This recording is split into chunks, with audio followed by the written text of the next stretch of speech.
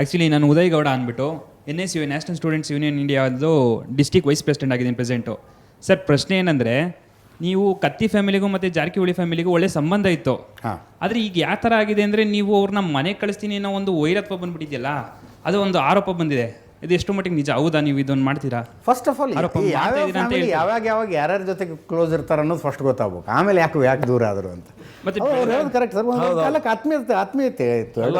ಮೊದಲೊಂದು ತಮಗೆ ಹೇಳಬೇಕಂದ್ರೆ ಬ್ರದರ್, ಇವತ್ತು ರಾಜಕಾರಣದಲ್ಲಿ ಪರಮ ಮಿತ್ರನೂ ಇಲ್ಲ, ಪರ್ಮನೆಂಟಾಗಿ ಶತ್ರುನೂ ಇಲ್ಲ. ರಾಜಕಾರಣ ಅನ್ನೋದು ಹರಿಯುತ್ತಿರುವಂಥ ನೀರು. ಆ ಒಂದು ಸಂದರ್ಭದಲ್ಲಿ ಇವತ್ತಿನ ದಿವಸ ಎಲ್ಲಿವರೆಗೆ ನಮ್ಮ ಮನಸ್ಸುಗಳು ಕೂಡಿ ಬರ್ತಾವೆ ಅದೇ ತನಕ ಕೂಡಿ ಬರ್ತೀವಿ. ಯಾವಾಗ ಬೇಡ ಅಂತ ಅವ್ರಿಗೆ ಅನಿಸ್ತದೋ ನನಗೆ ಅನಿಸ್ತದೋ ಆ ನಿಟ್ಟಿನಲ್ಲಿ ಇವತ್ತು ದಿವಸ ದೂರ ಸರಿತೀವಿ ಅನ್ನುವಂಥ ಸ್ವಾಭಾವಿಕ. ಅಲ್ಲಿ ಏನಾದ್ರು ಸಂದರ್ಭ ಇತ್ತಾ ದೂರ ಆಗೋದಕ್ಕೆ ಏನಾರ ಸಂದರ್ಭ ಇತ್ತಾ? ದೂರಗಾಮಿ ಈ ಸಂಘದನೇ ಇದೇ ಸಂಘದನೇ ಚೇರ್ಮನ್ ಮೇಲೆ ನೋ ಕಾನ್ಫರೆನ್ಸ್ ಮೋಷನ್ ತಂದ ತಕ್ಷಣ ನಾನು ಹೇಳಿದೆ, ನಾನು ದಿವಂಗತ ಉಮೇಶ್ ಕತ್ತಿ ನೀವು ಕೂಡಿ ಮಾಡಿರ್ತಕ್ಕಂಥದ್ದು ಏನು ತೊಂದರೆ ಇದ್ದರೆ ಹೇಳಿ, ಬೇಕಾದ್ರೆ ರೆಸಿಗ್ನೇಷನ್ ಕೊಡ್ತೀನಿ ಅಂತ ಹೇಳಿದೆ. ನಾನು ರೆಸಿಗ್ನೇಷನ್ ಬೇಡ, ನಾನು ಒಂದು ವಾರ ಬಿಟ್ಟು ಅದನ್ನು ನಂದೇನು ಇಂಟ್ರೆಸ್ಟ್ ಇಲ್ಲ, ಬಾಲಚಂದ್ರನ ಇಂಟ್ರೆಸ್ಟ್ ಐತಿ, ನಾನು ಒಂದು ವಾರ ಬಿಟ್ಟು ಹೇಳ್ತೀನಿ ಅಂದರು. ಆಮೇಲೆ ನಾನು ಅದ್ರ ಬಗ್ಗೆ ಒಂದು ವಾರ ತನಕ ಅವ್ರು ಬರಲಿಲ್ಲ. ಅದು ಸಂಘದ ಅಧ್ಯಕ್ಷನೇ ಕಳಿಸಿದೆ. ಇಲ್ಲ ದಿವಂಗತ ಉಮೇಶ್ ಕತ್ತಿ ಅವರು ನೀವು ಮತ್ತು ಚಿಕ್ಕ ಸಾಹುಕಾರ ಕೂಡಿ ಮಾಡಿದ್ರಿ, ಮುಂದುವರಿ ಅಂದರೆ ಬರೀತೇನೆ, ಇಲ್ಲಾಂದ್ರೆ ರೆಸಿಗ್ನೇಷನ್ ಕೊಡೋದ್ರೆ ನಿಮ್ಮ ಕಡೆ ಕೊಟ್ಟು ಬರ್ಲಿಕ್ಕೆ ಹೇಳಿದಾರಂತ ಅದನ್ನು ಕಳಿಸಿದೆ. ಅವತ್ತೂ ಅದಕ್ಕೆ ರಿಪ್ಲೈ ಮಾಡಲಿಲ್ಲ. ಅಲ್ಲಿ ಏನೋ ಒಂದು ಕಾರಣ ಆಗಿರ್ಬೇಕಲ್ಲ, ಉಮೇಶ್ ಕತ್ತಿ ಅವ್ರಿಗೂ ಸತೀಶ್ ಜಾರಕಿಹೊಳಿ ಅವ್ರಿಗೂ ಏನೋ ಒಂದು ಕಾರಣಕ್ಕೆ ತಿಕ್ಕಾಟ ಬಂದಿದೆ. ಗೊತ್ತಿಲ್ಲ, ನಿಮ್ಮವರೇ ನಮ್ಮ ಕಡೆ ಬಂದಿದ್ದಾರೆ ಅನ್ನುವಂಥ ಶಬ್ದ ಬಂತು. ಅದು ಮುಂದುವರೆದು ಹೇಳ್ತೀನಿ ನಾನು. ಕಳಿಸಿದೆ. ಅದ ನಂತರ ನಿಖಿಲ್ ಬೆಂಗಳೂರಿನಲ್ಲಿ ನಂಗೆ ಫೋನ್ ಮಾಡಿದ್ರು, ಸತೀಶ್ ಇದ್ದಾರೆ ಮತ್ತು ಮೀಟ್ ಆಗಲಿಲ್ಲ ಅಂತ. ಹೋಗಿ ಮೀಟ್ ಆಗಪ್ಪ, ಇದ್ದದ ವಿಷಯ ಹೇಳು, ಅಣ್ಣ ಕಾಕ ಮತ್ತು ನೀವು ಕೂಡಿ ಮಾಡಿದ್ದಿದೆ, ಅವನೇನು ಹೇಳ್ದ ಮತ್ತು ಇದನ್ನ ಯಾಕೆ ಡಿಸ್ಟರ್ಬ್ ಮಾಡ್ತಾ ಇದ್ದೀರಿ? ಅಲ್ಲ, ಏನು ಅಂಡರ್ಸ್ಟ್ಯಾಂಡಿಂಗ್ ಮೇಲೆ ಆಗಿದ್ದು ಅದು ಮೊದಲು? ಅಂದರೆ 11 ನಮ್ಮ ಕಡೆ ಇರ್ತಿದ್ದು, 4 ಅವ್ರ ಕಡೆ ಇರ್ತಿದ್ದು. ಓಕೆ, ಅಲ್ಲಿ ನಡುವೆ ಮೊದಲಿಂದ ಇದ್ದದ್ದು ಅಂಡರ್ಸ್ಟ್ಯಾಂಡಿಂಗ್. ಅಂದರೆ ಒಂದು 30% ನಮ್ಮ ಏರಿಯಾ, ನಮ್ಮ ಹುಕ್ಕೇರಿ ತಾಲೂಕಿನ 30% ಏರಿಯಾ ಅವ್ರ ಭಾಗ ಆ ಎಮ್ಕಂಡ್ ಕ್ಷೇತ್ರಕ್ಕೆ ಬರೋದ್ರಿಂದ ಅಲ್ಲಿ 4 ಸೀಟ್ ಕೊಡ್ತಿದ್ವಿ, ನಾವು 11 ಸೀಟ್ ತಗೋತಿದ್ವಿ. ಕಳೆದ 30 ವರ್ಷದಿಂದ ಅದೇ ರೀತಿ ಮಾಡ್ಕೊಂಡು ಬಂದಿದ್ವಿ. ಆದರೆ ಜೊಲ್ಲೆಯವರು ಬಂದ ತಕ್ಷಣ ಹಿರಾ ಶುಗರ್ ತೊಗೊಂಡು ಕೂಡಲೇ ಅವರು ಇದನ್ನು ಒಂದು ತೊಗೊಳ್ಬೇಕು ಅಂತ ತಿಳ್ಕೊಂಡು ಒಂದು 6 ಜನರನ್ನು ನಮ್ಮಲ್ಲಿ ಅವ್ರು ಕರ್ಕೊಂಡು ಹೋದ್ರು. ಅವರಿಗೆ ನಾವು ಬಿಟ್ಕೊಟ್ಟಂತ 4 ಜನ, 4 ಒಂದು 6 ಕೂಡಿ 10 ಆಯಿತು.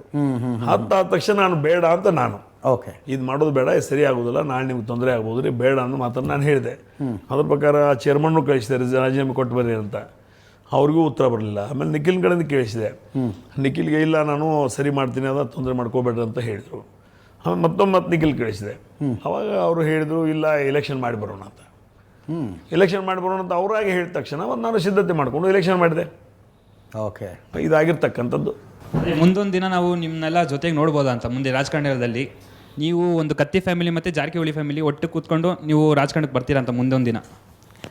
ಬಹುಶಃ ಅದು ಸಂಭವವಿಲ್ಲ. ಅಷ್ಟು ದೂರ ಬಂದುಬಿಟ್ಟಿದ್ದೀವಿ.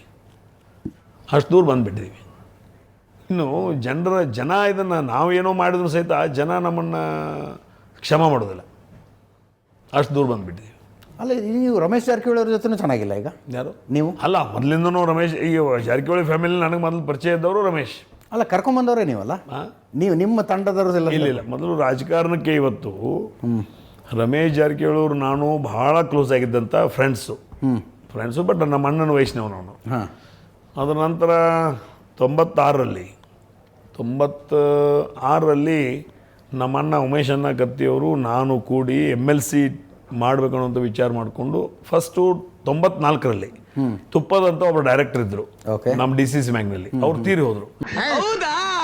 ಆ ಜಾಗ ಖಾಲಿ ಆದಾಗ ಅವಾಗ ನಾನು ಸತೀಶ್ ಅವರನ್ನು ಅಲ್ಲಿ ಡೈರೆಕ್ಟರ್ ಮಾಡಬೇಕು ಅನ್ನೋಂಥ ಮನವಿ ಮಾಡಿಕೊಂಡು ಆ ಪ್ರಕಾರ ಅವತ್ತು ಡೈರೆಕ್ಟರ್ ಮಾಡಿದ್ದೀವಿ. ಅವಾಗ ಸತೀಶ್ ಅವರು ಏನೂ ಅಲ್ಲ, ಏನೂ ಇಲ್ಲ. ರಾಜಕಾರಣ ನೀವು ಅಣ್ಣವರು ಗೋವಿಂದ ಕಾರಜೋಳರು ಇದ್ರ ಅನ್ಸುತ್ತೆ? ಇಲ್ಲ, ನಾವಿಬ್ರೆ ಕರ್ಕೊಂಬಂದ್ವಿ. ಅದ ನಂತರ 96ರಲ್ಲಿ ಒಂದು MLC ಬಂತು. ಅದನ್ನು ವಿಶೇಷವಾಗಿ ನಮ್ಮ ಅಣ್ಣ, ಇಲ್ಲ ನೀನಿಲ್ಲು, ನೀನೇ ನಾನು ಭಾಳ MLA ಆಗಿದ್ದೀನಿ, ನೀನು MLC ಆಗುವಂತ ನನ್ನ ಸಲುವಾಗಿ ತಂದಿದ್ದ. ನಾನು ಬೇಡ, ಸತೀಶ್ ಅವರು ನಮ್ಮ ಪಕ್ಕದವರು ಮತ್ತು ಒಂದು ಹಿಂದುಳಿದ ಕ್ಷೇತ್ರಕ್ಕೆ ಇರಬೇಕಾಗ್ತದೆ, ಅವರಿಗೂ ಒಂದು ಆ ಸಮಾಜಕ್ಕೂ ಒಂದು ಸ್ಥಾನಮಾನ ಕೊಡಬೇಕಾಗ್ತದಂದು ಅವ್ರಿಗೆ ಸತೀಶ್ ಅವ್ರಿಗೆ ಕೊಡಲಿಕ್ಕೆ ಹೇಳಿದೆ. ಆ ಪ್ರಕಾರ ಸತೀಶ್ ಅವ್ರಿಗೆ ಒಮ್ಮೆ ಸತೀಶ್ ಅವ್ರಿಗೆ ಕೊಟ್ಟರು. ಅದರ ನಂತರ ಮತ್ತೊಮ್ಮೆ ತಂದ ನಮ್ಮ ಅಣ್ಣ. ತಂದಾಗ ನನಗೆ ಬೇಡ, ಅದು ಜೈನ್ ಸಮಾಜ. ರಾಮಕೃಷ್ಣ ಹೆಗಡೆ ಅವರು ಮಾಡೋಣ ಅಂದ್ರಂತೆ, ಜೆ ಎಸ್ ಪಟೇಲ್ ಬೇಡ ಅದೇ ನಾನು ಹೇಳ್ತೀನಿ ಅದು. ಈಗ ರಾಮಕೃಷ್ಣ ಹೆಗಡೆ ಮೊದಲು ಪಟೇಲ್ರ ಹತ್ರ ಹೋದ್ವಿ. ಪಟೇಲ್ರದ್ರು ಬೇಡಪ್ಪ, ಅವ್ರನ್ನ ಬೇಡ ಅಂತ ಸ್ವಚ್ಛವಾಗಿ ಹೇಳಿದ್ರು. ನನ್ನ ಅವನ ಬೇದರು ಸಿಕ್ಕಾಪಟ್ಟೆ ಪಟೇಲ್ರು. ಆಮೇಲೆ ರಾಮಕೃಷ್ಣ ಹೆಗಡೆ ಅವರು ಅದೇ ಮೂಡ್ನಲ್ಲಿದ್ದರು. ಬಟ್ ಏನೋ ಕಡೆಗೆ ಯಾರಿಗಾರು ಕೊಡ್ಬೇಕು ಅನ್ನುವಂಥ ಲೆಕ್ಕದಲ್ಲಿ ಅವರು ಆಯ್ತಪ್ಪ ಯಾರು ಕೊಡ್ತೀರಿ ಕೊಡ್ರಿ, ಬಟ್ ಚೆನ್ನಾಗಿರುವಂಥ ವ್ಯಕ್ತಿನ ತೊಗೊಬರ್ರಿ ಅಂದರು. ಅಣ್ಣ ನಾನು ಜವಾಬ್ದಾರಿದ್ದೀನಿ, ನಾನು ಜವಾಬ್ದಾರಿದನು ಅಂತ ಮಾತನ್ನು ಹೇಳಿದರು. ಅವಾಗ ಹೆಗಡೆ ಅವರು ಒಪ್ಕೊಂಡು ಟಿಕೆಟ್ ಇಶ್ಯೂ ಆಯಿತು. ಇವೆಲ್ಲ ಘಟನೆ ನಡೆದದ್ದು. ಆಮೇಲೆ ಮತ್ತೊಮ್ಮೆ ತಂದಾಗ ಅದನ್ನು ವೀರಕುಮಾರ ಪಾಟೀಲ್ರಿಗೆ ನಾನೇ ಸ್ವತಃ ಹೋಗಿ, ನಿಮ್ಮ ಅಲ್ಪ ಸಮಾಜ ಇದೆ, ಜೈನ್ ಸಮಾಜ ನಮ್ಮ ಜಿಲ್ಲೆಯಲ್ಲಿ ಭಾಳ ಇದೆ, ಅದಕ್ಕೆ ಒಬ್ಬರು ಬೇಕು ಅಂತ ಅವತ್ತಿನ ದಿವಸ MLCಯನ್ನು ವೀರಕುಮಾರ್ ಪಾಟೀಲ್ಗೆ ಕೊಟ್ಟು ಅವರನ್ನು MLC ಮಾಡಿದ್ದೀವಿ. ಸೊ ಈಗ ಭಾಳ ದೂರ ಬಂದುಬಿಟ್ಟಿದ್ದೀವಿ, ಇನ್ನೇನು ಮತ್ತೆ ಒಂದಾಗೋ ಸಾಧ್ಯತೆ ಇಲ್ಲ ಅಂತೀರಿ ನೀವು? ಹೌದು, ಇಲ್ಲ ಸರ್, ಸುಳ್ಳು. ಭಾಳ ದೂರ ಬಂದ್ಬಿಟ್ಟು ಈ ಚುನಾವಣೆ ಆಗಿ ಮುಗಿದಿದೆ. ಈ ಜನ ಈ ಒಂದು ವೇಳೆ ನಾವೇನಾದರೂ ಅಂದರೆ ಜನ ಬುದ್ಧಿವಂತರಿದ್ದಾರೆ ರೀ. ಜನ ರಾಜಕಾರಣದಾಗ ಯಾವಾಗ ಏನಾಗುತ್ತೆ ಹೇಳಕ್ಕೆ ಬರಲ್ಲ ಸರ್.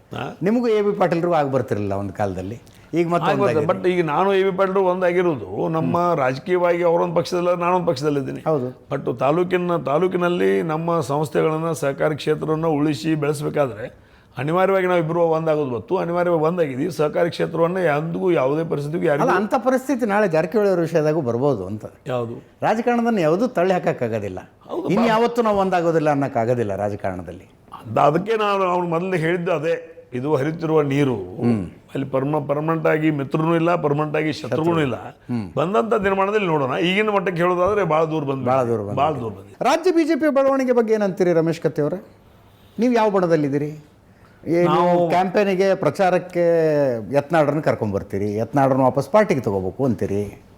ಅಲ್ಲ, ಯತ್ನಾಳು ಮೊದಲನೇದಾಗಿ ನಮ್ಮ ಅಣ್ಣನ ಉತ್ತರ ಕರ್ನಾಟಕದ ಕನಸುಗಾರ ಅನ್ನುವಂಥ ಪುಸ್ತಕ ಬಿಡುಗಡೆ ಸಮಾರಂಭಕ್ಕೆ ಸ್ವಾಭಾವಿಕ ಎಲ್ಲರನ್ನೂ ಕರೆದಿದ್ವಿ.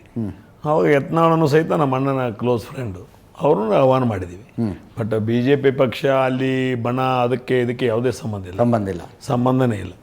ಕಾಂಗ್ರೆಸ್ನವರು ಬಂದಿದ್ದರು, BJPಯವರು ಬಂದಿದ್ದರು, ಎಲ್ಲ ಪಕ್ಷದವರು ಬಂದಿದ್ದರು. ನಮ್ಮ ಅಣ್ಣ ಪಕ್ಷಾತೀತವಾಗಿ ಬೆಳೆದು ಬಂದಂಥವನು. ಅವನು ಒಂದು ಈ ಕಾರ್ಯಕ್ರಮಕ್ಕೆ ಪಕ್ಷಾತೀತವಾಗಿ ಎಲ್ಲರನ್ನು ಕರ್ಕೊಂಡ್ಬಂದಿದ್ವಿ. ಮತ್ತು ರಾಜ್ಯ ಯಾವ ಬಣದಲ್ಲಿ ಅನ್ನುವಂಥ ಪ್ರಶ್ನೆ ಉದ್ಭವಿಸಿದ್ರೆ ನಮ್ಮ ಪ್ರಕಾರ ಇಲ್ಲಿಗೆ ಪಂಚಾಯ್ತಿ ಕ್ಲೋಸು, ಕೇಳ್ಕತ್ತ ನಾಟಕ ಬಂದ್.